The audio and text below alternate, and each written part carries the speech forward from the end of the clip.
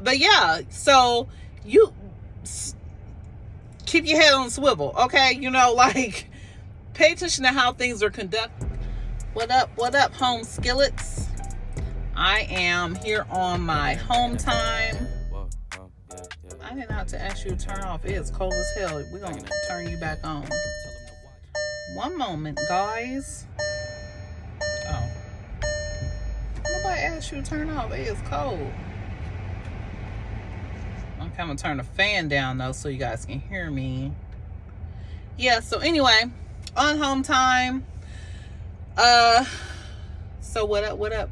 So anyway, I wanted to talk about, this is something I've been hearing. I've heard it a couple of times, and it actually recently kind of in a sort of way happened to my daughter. So you guys, when you get these random company drug tests, be very mindful of how things are conducted, because I've heard before of a lady that, and I've heard this several times, like, they do it random and they do it at the beginning of the day. So a lot of times they say, hey, when you pull into such and such terminal, come in and do this random drug test. Well, they don't even tell you that. They don't tell you, they just tell you to come in. So you're like, okay, cool. Especially if you're on the road, as soon as you get to a place where there's a bathroom, you're going to go to the bathroom. So you pull in, you run to the bathroom, then they tell you, oh, well, you're here for a drug test. Well, you just went to the bathroom. And so then that means you guys sit there and try to make yourself pee, and you have to pee a certain amount. Well, if you just went to the bathroom, either you're not going to be able to pee, or if you do go pee, it's going to be a very small amount. And mind you, if you give a very small amount, they can still consider that a refusal. If you say, hey, I can't go, that's going to get considered a refusal. So what I've heard this happen to, I heard this happen to another young lady, and it almost happened to my daughter. So another young lady, y'all might have seen her video where she was pulled in to do a random drug test. She had just gone to the bathroom. They was giving her more water. She drank a bunch of water, was sitting there for hours and still couldn't go. Or I think when she did go, she only went like a very small amount. And mind you, everybody got different little health situations. Not necessarily health situations, but your bodies are made different. So one person can drink a cup of water and go to the bathroom in the next half hour to hour. Me. Somebody else, their body might hold on to it. So, and they may not be able to go but a very small amount. So, I mean, but you gotta be careful, because if you do only go a very small amount, they will consider that a refusal or a failed drug test. And this is the thing, I'm telling you guys this because I didn't know this until I saw this young lady's video. And the recent situation just happened to my daughter. My daughter's in trucking as well.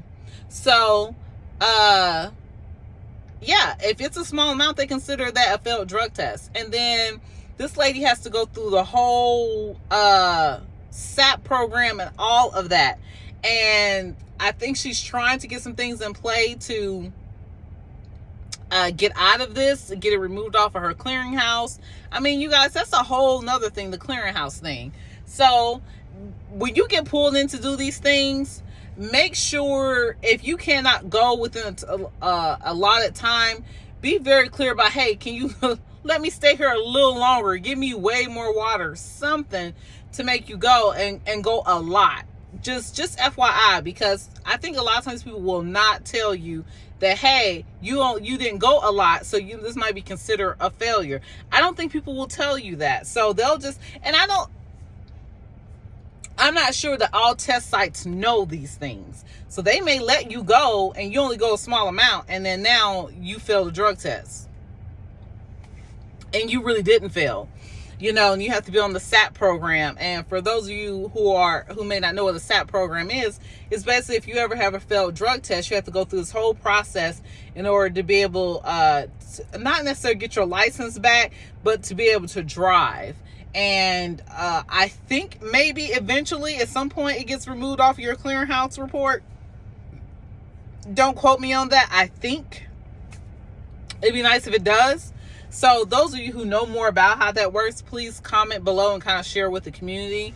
But yeah, so you keep your head on the swivel, okay? You know, like, pay attention to how things are conducted, because I want to give you an example of what happened to my daughter. She just recently got pulled in for a random drug test, and they didn't tell her what it was, so she pulls in more, and he's like, oh, when you get to a lot more, just give me a call. I have something I need you to do.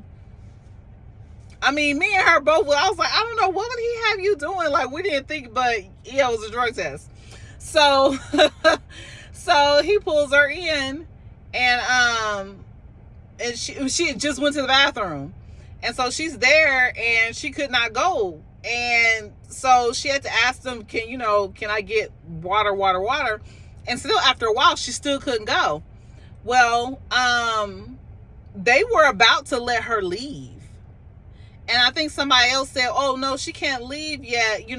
She's got to try to sit here for a couple hours and still try to go. But they were about to let her leave. If they would have let her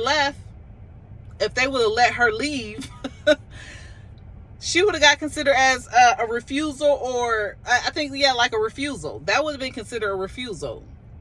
You can't have a refusal, or you'll get put on that program, so I'm just bringing that to y'all's attention to let you know, like, hey, if you get called for a drug test, random drug test, make sure you drink plenty of water, soda, whatever that's going to help you go. For me, it's sugar. If I can have something with a bunch of sugar in, I'll probably be able to go. But even if I just went, but make sure you go, and you go well. And if you feel like you're not ready to go and go well, just hold off for a little bit. Make sure you can give them a good amount of sample to test with, so you don't get blindsided with getting a failure or refusal like this one young lady did. So yeah, I just want to bring that to y'all's attention. So that's for trucking. For those of you who want to hang out for a little bit with me and we can talk about a couple other things, we can do that as well. So right now I'm at a Menards. I love Menards. I really do. Ever since even before I brought a house, I always just loved the idea of remodeling and doing things and this and that, even though I'm not handy. But sometimes I can coax my husband into helping me with some of my ideas. Not always, though. Sometimes it's like too much.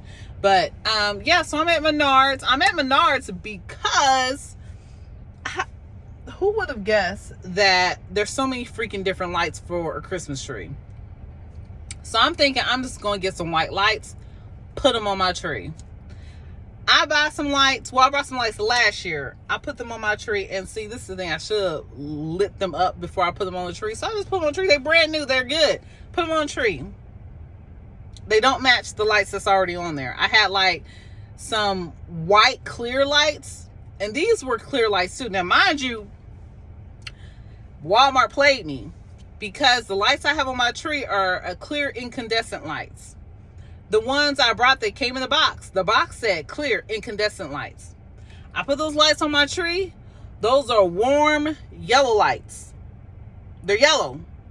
The lights already on the tree are bright white. It looked a mess. And I had filled my entire tree. I have a 7-foot tree. I filled my entire tree with all these damn yellow lights, and there's this big patch of white lights sitting in the middle of it. Very unattractive, in my opinion. So I have to take all that shit off. I go to Walmart again, and I buy some, these are cool lights. I'm thinking like maybe that's what it is. Because the box I had, the ones I just put on the tree, said incandescent, and they were not incandescent. So I was like, well, let me get cool. I get cool, those lights are blue. Which, I mean, trust me, I would think that they would be blue lights. But since the box lied to me about the color of other ones, I'm like, am I confused? Do I not understand what cool, warm, and incandescent means? I'm thinking I'm tripping. No, the box that I brought from Walmart last year was the wrong lights. So I'm here at Menards. Hopefully I can find my lights, because I'm about to just snap out and be like, I'm done with Christmas. Because why? Because my son, I just talked to him this morning, and I'm very upset that he's not coming home for Christmas.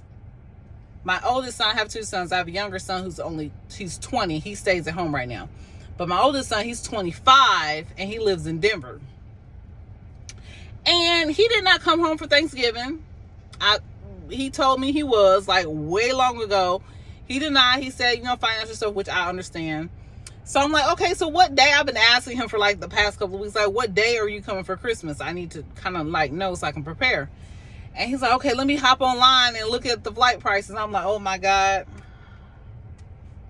Not this boy just now checking the flight prices.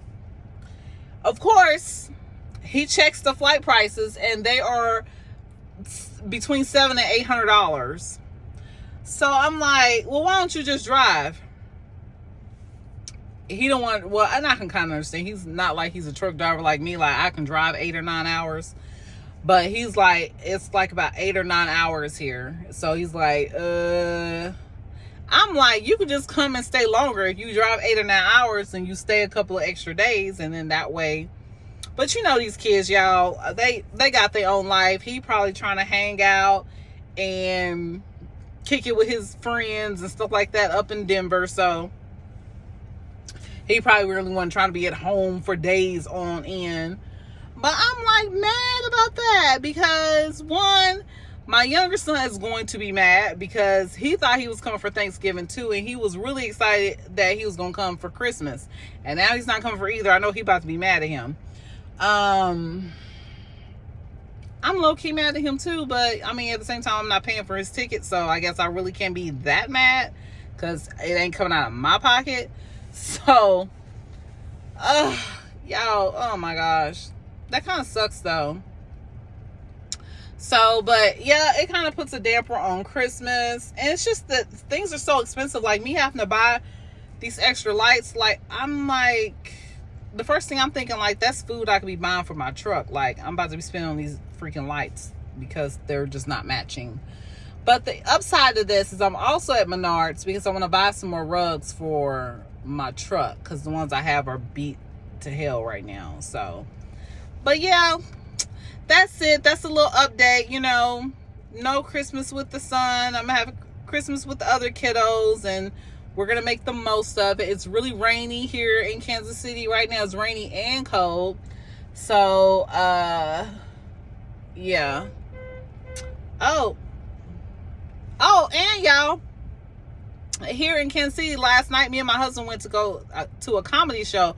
It was some of y'all might have heard about this. I think it's called the Laughing Gas Tour. I could have that wrong. But anyway, it's Cedric the Entertainer, Gary Owens, D.L. Hughley, Eddie Griffin, and this other guy called Felipe Santiago, I think it was.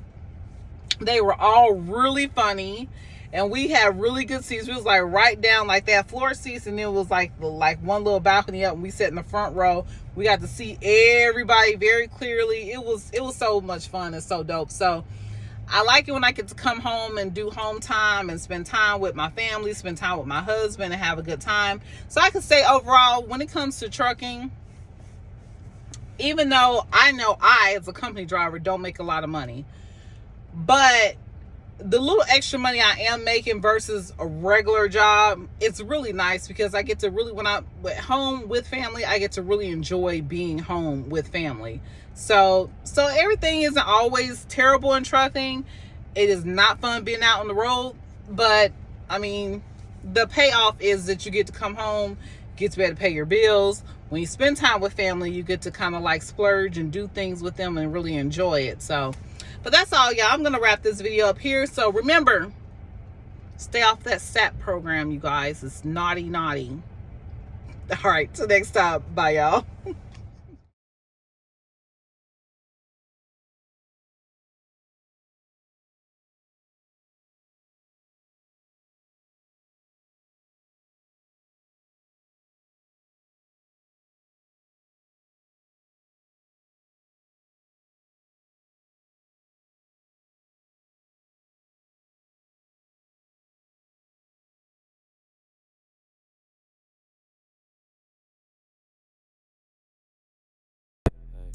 Back in that, yeah. tell them to watch it. Now I ain't talking my pockets, just know we ain't running out the way that we stock it. If I got it, you got it. If I call it, she slide and tell her to mop it.